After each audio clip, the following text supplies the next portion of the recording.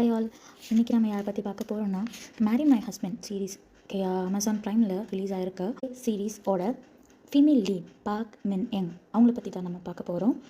So இந்த சேனலுக்கு யாராவது புதுசாக வந்திருக்கீங்களா, மறக்காமல் சப்ஸ்கிரைப் பண்ணிக்கோங்க. இது மாதிரி நிறைய வீடியோஸ் நான் உங்களுக்கு போஸ்ட் பண்ணுறதுக்கு எனக்கு அது ரொம்ப மோட்டிவேஷனாக இருக்கும். ஸோ வாங்க வீடியோக்குள்ளே போகலாம். எதுக்காக எல்லாருமே பார்ப்பாங்க அப்படின்னா, அவங்களோட லவ்லியான எக்ஸ்ப்ரெஷன்ஸ்க்காகவும் ரொம்ப லைக், அதாவது ஒரு குண்டான கண்கள், அழகான கண்கள் இருக்கிறதாகவும் அவங்க பேசப்படுறாங்க. இவங்க எந்த வருஷம் பிறந்திருக்காங்கன்னா 1986 மார்ச் 4 சோலில் சவுத் கொரியாவில் பிறந்திருக்காங்க. இவங்க நார்மலான ஒரு ஃபேமிலியில் இல்லாமல் அவங்களோட ஃபேமிலியில் எல்லாருமே அவங்கவுங்களோட லைஃப்பை தான் பார்த்தாங்களே தவிர்த்து எல்லாருமே ஒரு ஃபேமிலியாக வாழலை அப்படிங்கிற மாதிரி சொல்லியிருக்காங்க. இவங்க சின்ன வயசுலேருந்து தன்னை ரொம்ப அழகு கம்மியாக இருக்கிறதாகவும் அவங்க டிவியில் ஆக்ட் பண்ணும், தியேட்டர் ஆர்டிஸ்டாகவோ இல்லை டிவி ஆர்டிஸ்டாகவோ ஆகணுங்கிறது அவங்களோட பேஷனாக இருந்திருக்கு. ஸோ இதை பற்றி ரொம்ப டிப்ரெஷனில் போயிருக்கப்போ அவங்க அம்மா இதை ஒரு பெரிய ஒரு அவங்களுக்கு ஒரு ப்ராப்ளமாக இருக்குங்கிறதுக்காக பிளாஸ்டிக் சர்ஜரியை சஜஸ்ட் பண்ணியிருக்காங்க. ஸோ பிளாஸ்டிக் சர்ஜரி மூலமாக அவங்க ஐஸுக்கும் நோஸ்க்கும் அவங்க பிளாஸ்டிக் சர்ஜரி பண்ணியிருக்காங்க.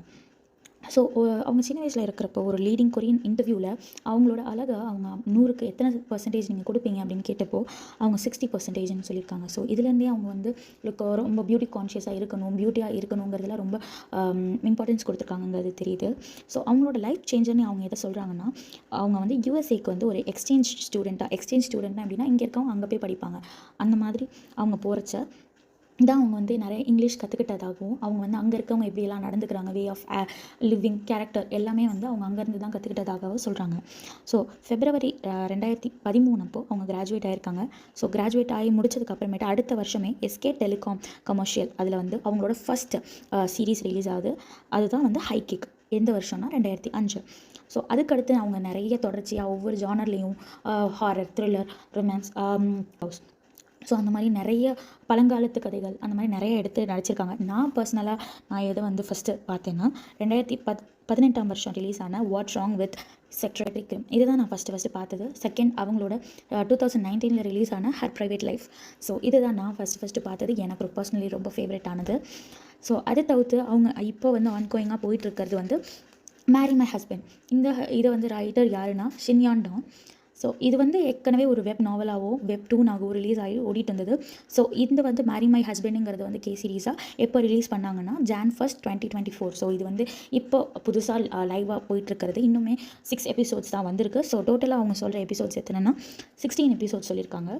ஸோ இப்போ வரைக்கும் எபிசோட் 6 வரைக்கும் தான் வந்திருக்கு நம்ம அமேசானில். But 3rd 22nd Jan episode 8 and 8 release ஆகுங்கிற மாதிரி சொல்லியிருக்காங்க. ஸோ கூகுள் ரேட்டிங் படி இதோட ரேட்டிங் எவ்வளோ கொடுத்துருக்காங்கன்னா 4.8. ஸோ இது என்ன மாதிரி ஸ்டோரி, மேரி மை ஹஸ்பண்டுங்கிறது அப்படிங்கிற ஒரு பொண்ணு இருக்காங்க. அவங்க ஒரு நார்மலான ஒரு பொண்ணு.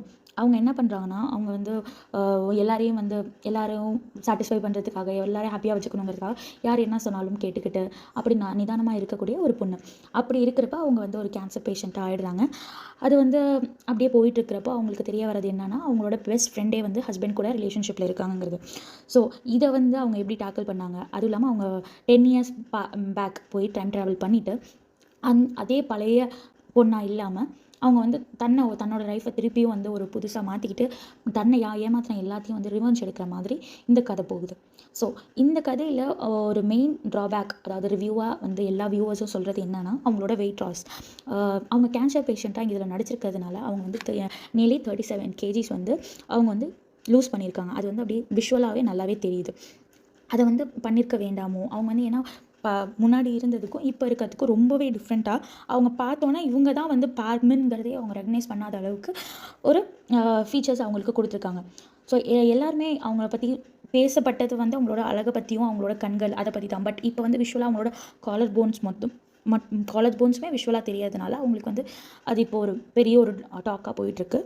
அவங்களோட ஃபஸ்ட், நான் முன்னாடியே சொல்லியிருந்தேன் இல்லையா, அவங்களோட first TV cast High Kick அதுலேயுமே ஒரு சீன் வந்திருக்கும். ஹீரோ பாக்மினை பார்த்து ரொம்ப அழகாக இருக்குங்கன்னு ஸ்டன்னாகி பார்த்த எபிசோடாக அவங்க டிவியில் பார்க்குறப்போ அவங்க வாயில் கை வச்சுட்டு நான் இவ்வளோ அசிங்கமாக இருக்கேன்னா அந்த அளவுக்கு. So she was very beauty conscious அப்படி தான் இருந்திருக்காங்க. அதுக்கப்புறமேட்டு அவங்க நிறைய பிளாஸ்டிக் சர்ஜரிஸ் பண்ணியிருக்காங்க. பட் அவங்க ஓப்பனாக சொன்னது எப்போன்னா, அவங்களோட ஸ்கூல் பிக்ஸ் ரூமர்ஸாக பரவுனது அப்போது ஃபஸ்ட் டைம் அவங்க ஓப்பன் பண்ணாங்க. எப்போனா 2010 அவங்களோட இன்னொரு ட்ராமா ஆயிட்டு இருந்தப்போ சுன் கியோன் அப்படிங்கிற ஒரு ட்ராமா ஆயிட்டு இருக்கிறப்ப தான் அவங்க வந்து ஃபஸ்ட்டு ஓப்பன் அப் ஆனது, நான் வந்து பிளாஸ்டிக் சர்ஜரி எடுத்துக்கிட்டேன்னு. எதுக்குன்னா டபுள் ஐலிட்ஸ்க்காகவும் நோஸ் என்ஹான்ஸ்மெண்ட்காகவும் எடுத்துக்கிட்டேன் அப்படின்னு. திருப்பியும் 2022 வந்து திருப்பியும் வந்து அவங்க ஒரு ரூமர் வந்து பிளாஸ்டிக் சர்ஜரி பண்ணியிருக்காங்க. But she didn't say anything. அவங்க டினையும் பண்ணல, அக்செப்டும் பண்ணல. ஸோ அப்படி தான் போயிட்டு இருந்தது. அவங்க லவ் கான்ட்ராக்ட் அப்படிங்கிற ஒரு சீரீஸ் வந்தப்போ அவங்க அழகாக இருந்தாலும் அவங்களோட முகம் அமைப்பு வந்து ரொம்ப ஸ்டிஃப் ஆகும், அவங்களோட வே ஆஃப் அவங்க எக்ஸ்ப்ரெஷனும் வந்து அன்நேச்சுரலாக இருந்ததாக எல்லாருமே சொன்னாங்க.